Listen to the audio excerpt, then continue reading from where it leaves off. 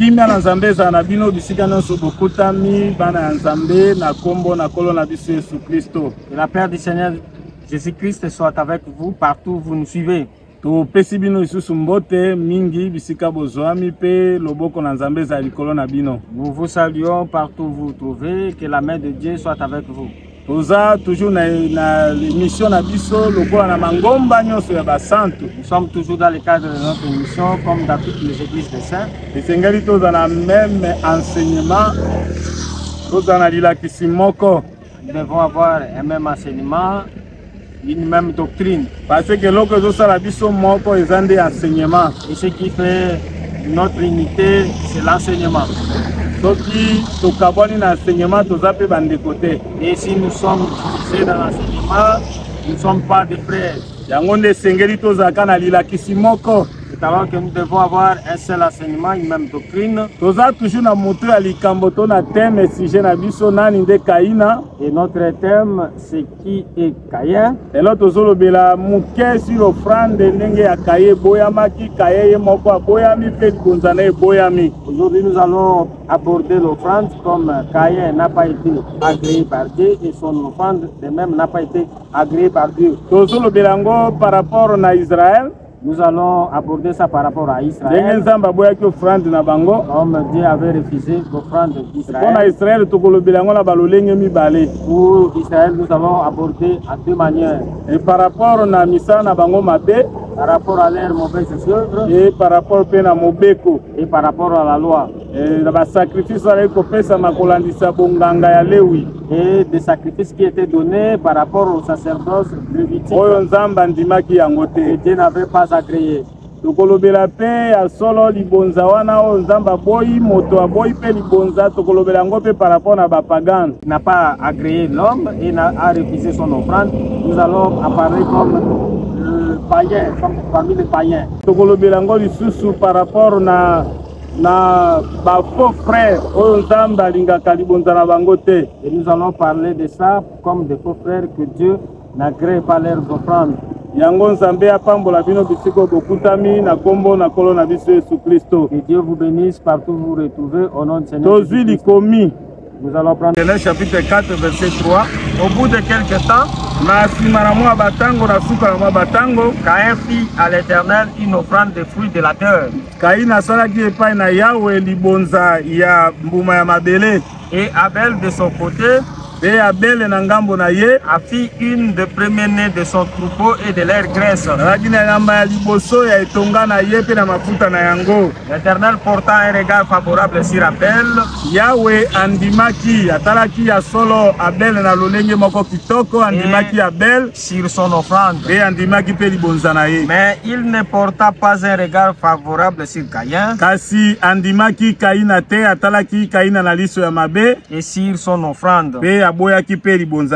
Caïn fit très irrité Kaina silikaki et son visage fit abattu. Pe ya solo elongi na ye komaki na kati ya mawa. Awa Nzambe azobo ya Caïn aboyi pe offrande libonza na ye. Ici Dieu ne porte pas un regard favorable à Caïn et refuse aussi son offrande. Yango lelo koki komema offrande pe kilo sambo bolimbo to sala kezalaka pe offrande. La prière que nous faisons à Dieu c'est toute une offrande. Nzambe po andima lo sambo na yo pour que Dieu agrée votre prière. Il faut andima nano yo moko. Il doit d'abord porter un regard favorable sur vous-même. Il faut la moto yo bongisami po ete Nzamba andima libonza na yo. Vous devez être une personne façonné pour que Dieu agrée votre offrande. Mais et si Dieu ne porte pas un regard favorable envers vous, Dieu n'agréera pas aussi votre offrande. Et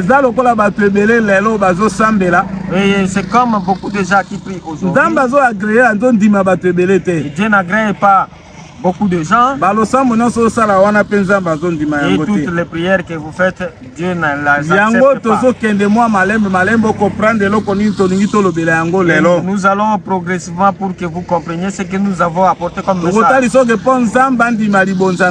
Et nous allons vous démontrer pour que Dieu agrée votre offrande, il faut ndima nano yo il doit liboso. porter un regard favorable sur vous. Yango abandaki na Abel alobi andimi Abel. Et c'est alors qu'il a commencé par Abel à porter un regard favorable sur lui. Na sima na yango andimi pe libonza ya Abel. Et c'est par après qu'il a créé son offrande.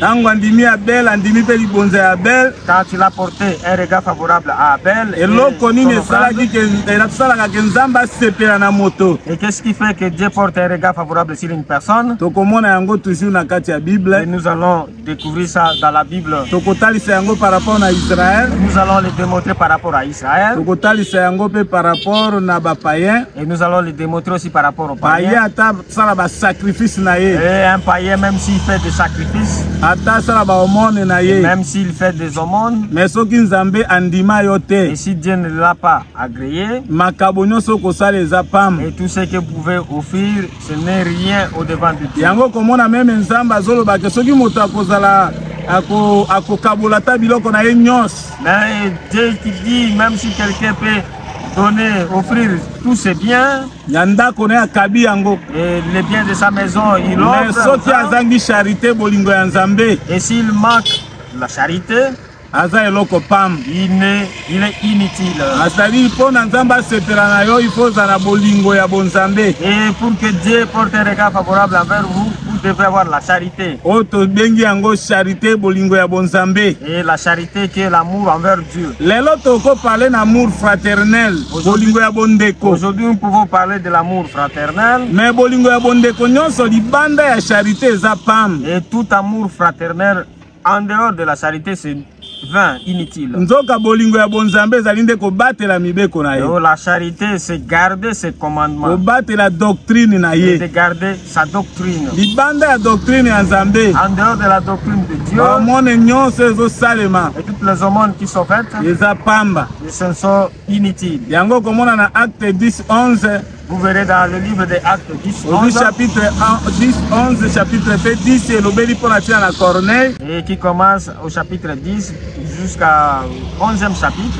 Et l'obéli à Corneille, à la kosala ba omone pa na Nzambe. Et ça parlait de Corneille qui faisait des aumônes à Dieu. Mais lokola azali kosala ba omone pa na Nzambe, mais Nzambe andimaki nano Corneille était, il faut atinda ye pa na Pierre. Et même s'il faisait des aumônes, Dieu ne l'avait pas encore agréé.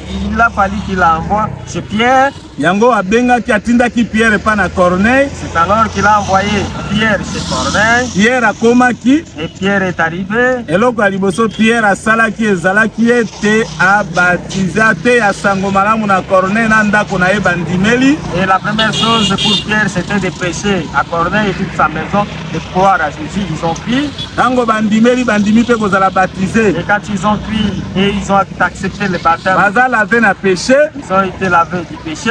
Nde bazwi likaba molimo mosantu. C'est alors qu'ils ont reçu le Saint-Esprit. Wana nde baza agréé na bakomaki agréé na Nzambe. C'est alors qu'ils sont devenus agréables au devant de Dieu. Bango moko pe bapagano wana bakomaki offrande. Et eux-mêmes, ces païens, sont devenus des offrandes. Po ete bapagano pe bango moko bakomaka pe libonza. Parce que les païens deviennent aussi des offrandes. Bango moko pe bakomaka libonza o Nzambe andimaka. Et deviennent des offrandes que Dieu agrée.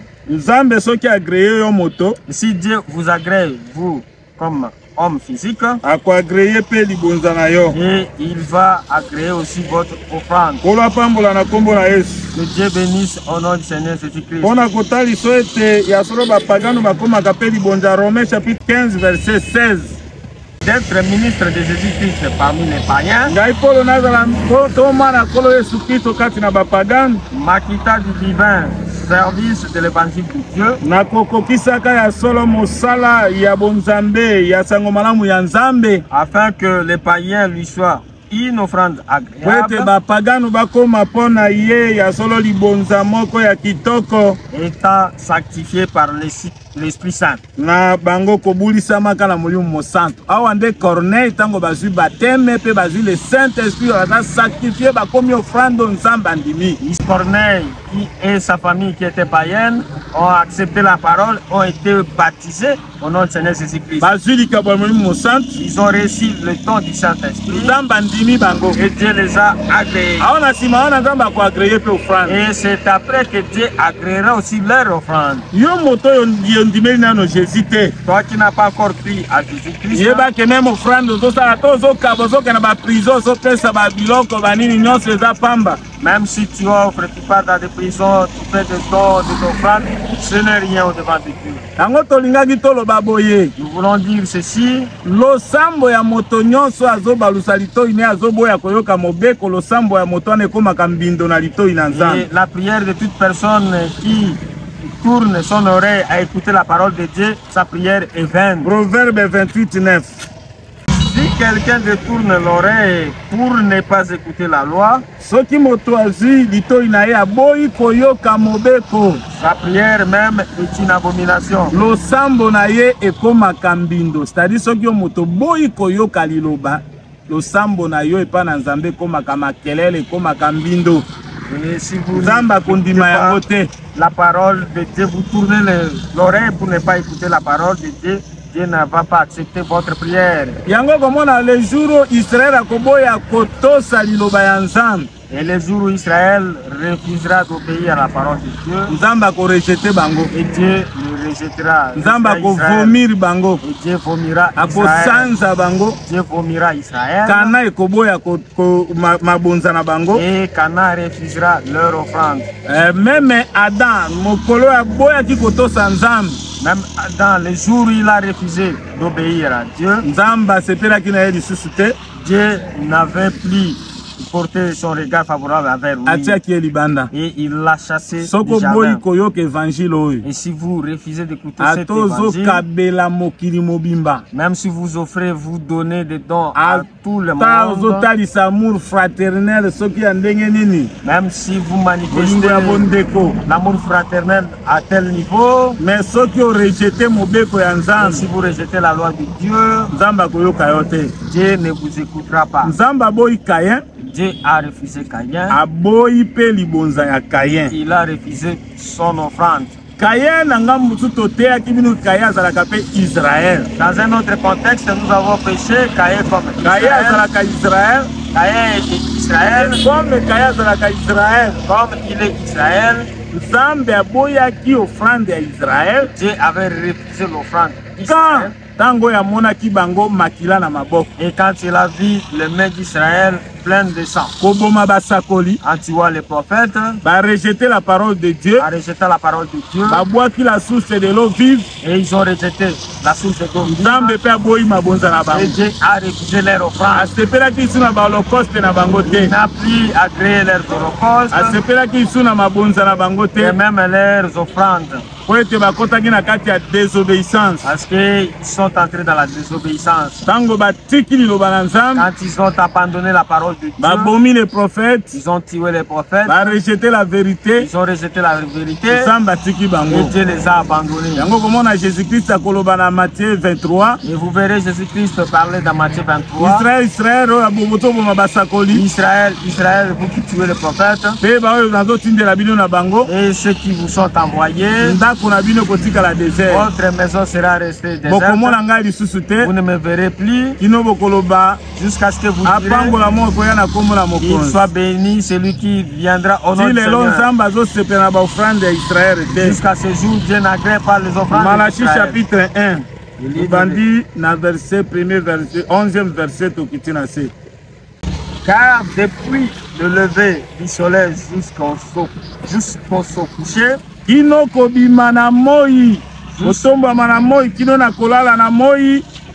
nom est grand parmi les nations. Et en tout lieu, on brille de l'essence. bazali kotumba ya solo malasi à l'honneur de bakana malasi pona tina lokumu na kombo na ngai représente des offrandes pures pe bazo bonza mabonzo ezali peto car grand est mon nom po ete kombo na ngai ezali monene parmi les nations na kati na babikolo dit l'Éternel des armées. wana elobi yawe. Mais vous, kasi bino Israël, vous les profanez bozo bebisa kombo na ndako na ngai kombo na ngai en disant nakolobaka la table de l'Éternel essuyée mesa na yawe eza na mbindo et c'est qu'elle rapporte un aliment méprisable. oyo mesa na ezali kopesa ezali nde bilei ya pamba. Vous dites bozali koloba quelle fatigue ya solo kolemba nini oyo et vous le dédaignez. Pe bino bozali komena biloko wana pamba dit l'Éternel des wana armées. elobi yawe. Et cependant vous aimez ce qui est dérobé, vous amenez ce qui est dérobé. Bino bozali komema na etumbelo oyo bozali koyiba boiteux ou infirme. bozali komema etengwimi to ebukani likolo. Et ce sont les offrandes que vous faites. ezali mabonzo bino bozosala. Puis-je les agréer de vos mains? Est-ce nga nzambe nazongo na maboko na bino dit l'Éternel. wana elobi yawe. Maudit soit le trompeur alakela na mabe mokosi qui a dans son troupeau un mâle oyo azali na etonga na ye nyama ya mobali et qui voue et sacrifie au Seigneur une bête chétive. kasi oyo azali kozwa pe kobonza mpo na nzambe nyama eza ya kotenguma. Car je suis un grand roi, po ete nazali mokonzi monene dit l'Éternel des armées, wana elobi yawe na mapinga. et mon nom est redoutable parmi les nations. kombo na ngai ezali ya solo na somo kati na bikolo. awa nzambe mpe azoboya libonza na Israele. Ici Dieu refuse aussi les offrandes parce que d'Israël bazomema oyo eza malamu te. parce qu'ils apportent des animaux qui ne sont pas propres à offrir. bazomema oyo ezali kolandisa mobeko ya nzambe te. Et ils apportent ce qui n'est pas propre par rapport à la parole en de Dieu. d'autres termes bakomi kosala contraire na évangile. Et ils font contraire à ce qui est recommandé par yango l'Évangile. nzambe aboyi bango Et Dieu les a abandonnés. aboyi mpe offrande. Et il a refusé aussi les nzambe offrandes. aboyaka moto pourquoi. Pourquoi Dieu refuse quelqu'un? Esaïe 59 verset 1er. Non. te la main de l'Éternel n'est pas trop courte pour sauver, loboko na Yawe eza mokuse te mpona kobikisa, ni son oreille trop dure pour attendre. pe litoi nekangami te eza makasi te mpona koyoka. Mais ce sont vos crimes qui mettent une séparation ezali nde mabe na bino, makambo na bino mabe nde ezali kotia bokabwani entre vous et votre Dieu. na kati na bino pe na nzambe na bino. Ce sont vos péchés qui vous cachent sa face ezali nde masumu na bino nde ezali kobombela bino elongi ya nzambe, et la pêche de vous écouter. pe ezali kopekisa ete nzambe ayoka bino te. Donc eloko ezosalaka nzambe agreye moto te eza le péché. Et ce qui ne fait pas que Dieu agrée quelqu'un, c'est le péché. À part ba péché tozomona ya ba masumu boye kozwa malakisi mabe, kosala contraire ya volonté ya nzambe, c'est aussi le péché. Et à part le péché dont on fait, avoir un mauvais enseignement et ne pas accomplir la volonté de Dieu, c'est aussi le péché. D'ailleurs, kondimela nzambe mosusu ezalaka kutu l'iniquité. Et d'ailleurs, croire à un autre Dieu, c'est de l'iniquité. Israël asalaki makambo nyonso. Israël avait fait toutes ces choses. Arejetaki nzambe. Il a rejeté Dieu. Yango pe nzambe aboyi Israël. Et Dieu a refusé aussi Israël. Abotoli bango pe sacerdoce. Et il les a retirés, les sacerdotes. Wana tozi Osée chapitre 4 verset 6. Mon peuple est détruit Libota na ngai ezobeba parce qu'il manque la connaissance. po ete bazangi boyebi. Puisque tu as rejeté la connaissance, Po ete yo bwaki boyebi, je te rejetterai. ngai pe nakobwaka yo. Et tu seras dépouillé de mon sacerdoce. Yo kolongolama na bonganga na ngai. Puisque tu as oublié la loi de ton Po Dieu, ete obosani mobeko ya nzambe na yo. j'oublierai aussi tes enfants. Ngai pe nakobwoka nakobosa na bana na yo. Oui, ils se sont multipliés. Tango oyo Israele bafuluki, Plus ils ont péché contre moi. koleka lisusu bango basumuki kotelemela ngai nzambe. Je changerai leur gloire en ignominie. Nakobongola nkembo na bango na soni na kotiolama.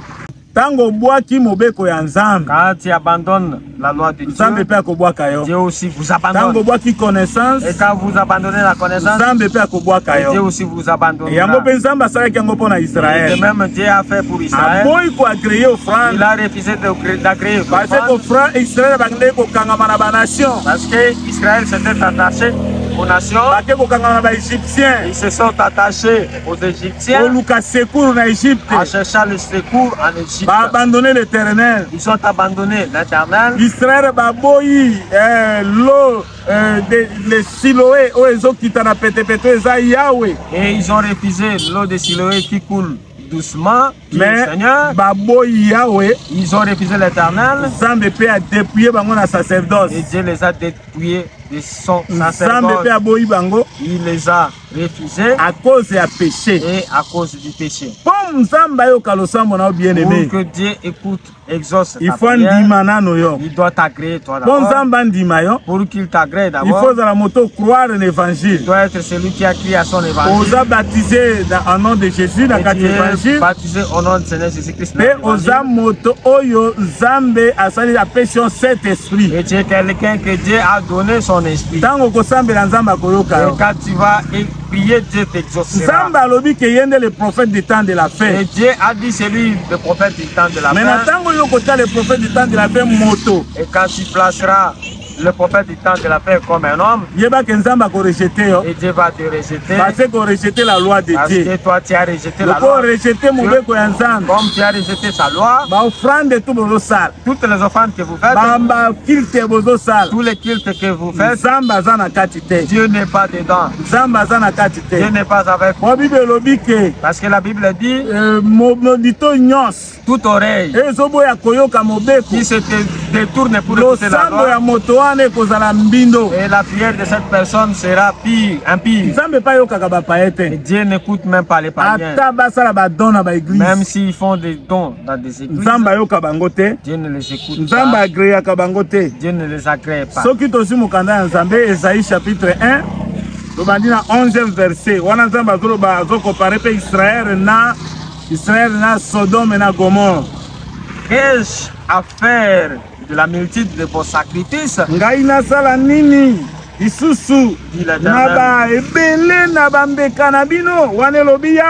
Je suis rassasié des holocaustes de béliers, de la graisse de veau. Natondi ya solo naba mbeka na miboma pe naba mafuta ya banana tap ya ba meme mibali. Je ne prends point plaisir au sang des taureaux. Ngai na sepelaka lisusu na makila na bangombe te, des brebis et des boucs. Na makila na ba meme te pe na bataba mibali te. Quand vous venez vous présenter devant moi, tango bozo ya liboso na ngai, qui vous demande de suyer mes parvis, cessez d'apporter des vaines offrandes. J'ai en horreur la sens. Les nouvelles lignes, et les assembleurs, je ne puis voir les crimes s'associer aux solennités. Mon âme est vos nouvelles lignes et vos fêtes. Elles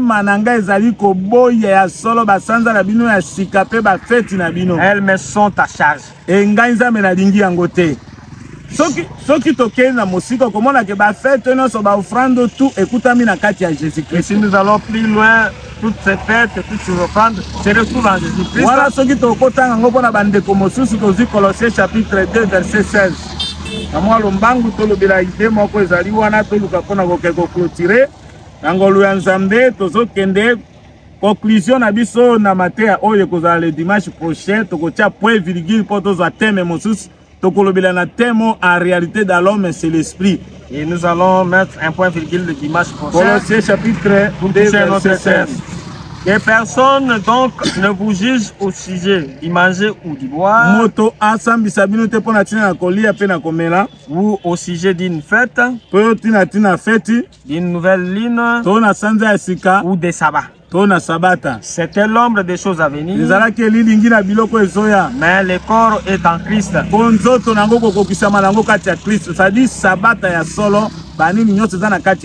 C'est-à-dire le vrai sabbat et les autres fêtes sont en Jésus. Oh, Jésus l'évangile éternel. Or Jésus aujourd'hui c'est l'évangile éternel. Si vous rejetez Jésus, si vous rejetez Jésus, et vous fêtez vos sabbats. Adventistes 7e jour. Comme les adventistes le 7e jour. Dieu ne vous écoute pas. Prophète du temps de la paix, moto. Oh, nous, prophète du temps de la paix, c'est tout un homme. Vous rejetez l'évangile. Vous rejetez l'évangile. Dieu aussi vous rejette. Toutes vos prières sont vaines. C'est alors que Dieu dit, je ne veux plus de vos offrandes, j'en ai horreur. Parce que Dieu les a tout d'abord refusés. C'est après qu'il a refusé leur offrande. Alors bien aimé, que Dieu vous garde, que vous soyez toujours bon au devant de Dieu. Celui qui est bon ou pire au devant de Dieu, lui-même doit d'abord être un sacrifice. Romains chapitre 12, premier verset. Je vous exhorte donc, frères, par les compassions de Dieu, à offrir vos corps comme un sacrifice vivant,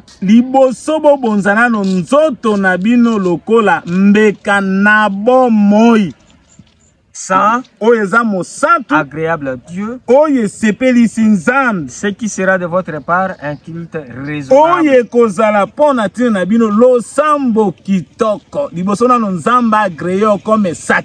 Dieu doit d'abord vous agréer comme sacrifice. Apprenez à quoi agréer sacrifice à l'oboko na yo ezali balosambo zosa. C'est après qu'il va agréer le sacrifice de vos mains. Dieu n'exauce pas les païens. Même s'ils vont offrir, même s'ils vont faire des associations, ils vont faire des associations caritatives.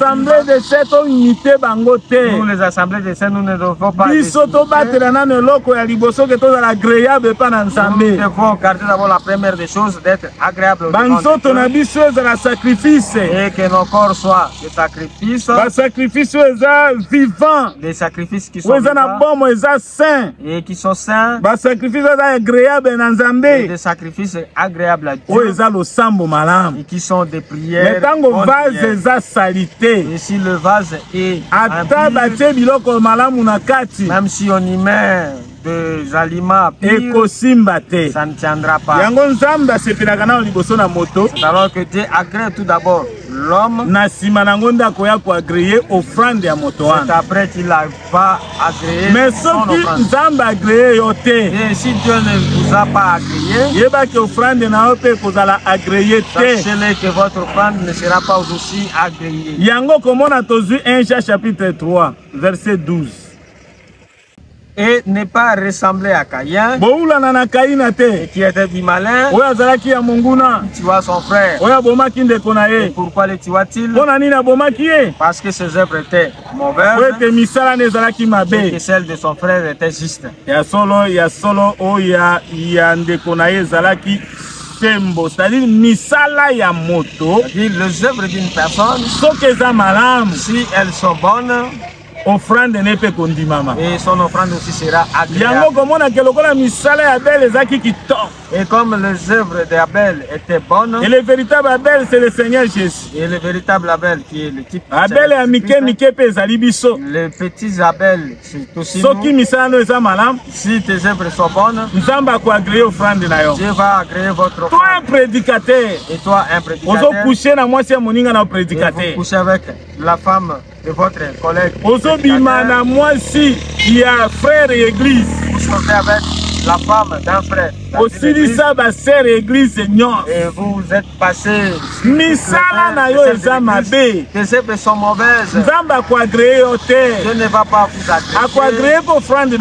Ni vos offrandes. Ce que vous faites là, ce n'est rien inutile. Dieu agrée d'abord. Il faut être bien au devant de Dieu. Dans un autre contexte, Dieu n'avait pas agréé l'offrande d'Israël parce qu'ils ont offert selon la loi. Or, Dieu attendait une offrande qui devrait le plaire. C'était l'offrande du corps de notre Seigneur Jésus-Christ. Hébreux chapitre 10.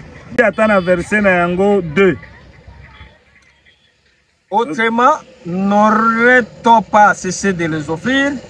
Ya solo soki to kotinaka komemaka banyama tango nyonso lokola ezalaki nde ombre des choses à venir tokaki kotika te tango nyonso komemaka balibonza wana parce que ceux qui rendent ce culte po ete bo bazali kosala losambo wana une fois purifié na bango kobulisama n'aurait plus eu aucune conscience de leur péché. Bakaki kozala lisusu te na mabanzo na masumu na bango. Mais le souvenir des péchés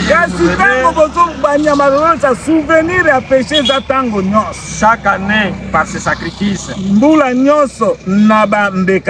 Car il est impossible que le sang des taureaux et des boucs ôte les péchés. C'est pourquoi Christ, entrant dans le monde, dit alobi tina voulu ni sacrifice ni offrande. Yo ndimaki ya solo libonza te pe ni boma te. Mais tu m'as formé encore. Kasi osali ngai nzoto. Tina créé ni holocauste. Yo ndimaki moboma te pe mbeka te pona lisumu. Alors j'ai dit tala ngai nalobi. Voici. Tala. Je viens nazoya dans le rouleau du livre, il est question de moi. moi. Pour faire au Dieu. On a kosala onzambe mokano na Jésus moko le véritable sacrifice tokiti na se. Après avoir dit d'abord na simana kolobake na liboso tu n'as voulu et tu n'as agréé ni sacrifice yo linga kite pe ondima kite mbeka pe mabonza ni holocauste ni sacrifice pour le péché maboma te pe mbeka te pona lisumu ce qu'on offre selon la loi oyo bazalaki kobonza kolandisa mobeko nzamba ndima yango te yango Israël comme azali ko offrir selon la loi nzamba ndima kite. Il dit ensuite, voici je viens pour faire ta volonté. Il abolit ainsi la première chose pour établir la seconde.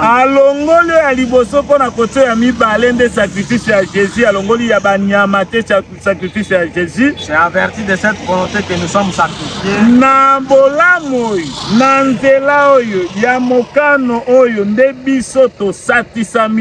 Par l'offrande du corps de Jésus-Christ. Une fois pour toutes. Que Dieu nous bénisse au nom de Seigneur Jésus-Christ.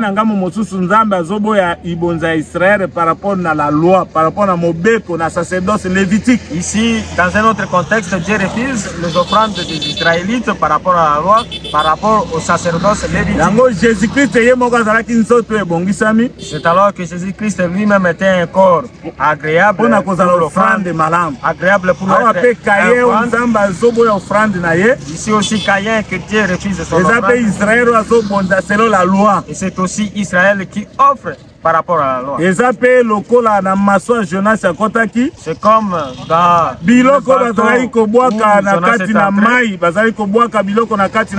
où on jetait des biens dans l'eau. Je n'avais pas agréé cela. Mais dans l'offrande de Jonas,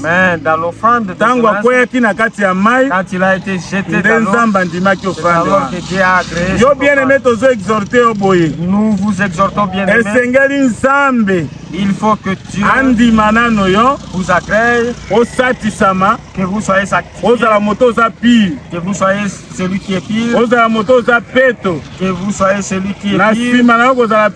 Après avoir été purifié, c'est alors que Dieu va agréer votre offrande. Dieu va agréer votre prière. Si vous priez dans le péché, un prédicateur vous prêche dans le péché, Dieu ne va pas vous agréer. Un chantre qui chante, Dieu ne va pas vous agréer. Dieu agrée celui qui les pratique ou les crée dans la sanctification. C'est celui dont son offrande sera agréable. Et c'est alors que Dieu va agréer. Que ça soit un fidèle, un saint, il y a solo prédicateur. Que ça soit un prédicateur, Que tu sois chantre. Pour que Dieu agrée votre prière. Il doit d'abord vous agréer. Et ce que Dieu va nous agréer, c'est la sanctification. La crainte de Dieu. C'est à travers lequel que Dieu va nous agréer. Que Dieu vous bénisse partout. Et vous qui vivez ces choses, que Dieu vous bénisse. Vous qui vivez la sanctification, que Dieu vous bénisse. Les serviteurs qui vivent la sanctification, miracle accompagné Mosala. Vous localisez, vous accompagnez les chants qui viennent et vos chants est des options. Et quand vous chantez, que Dieu agrée vos chants. Que Dieu vous bénisse. Qu'il bénisse les bien-aimés. Qu'il bénisse tous les enfants de Dieu. Amen.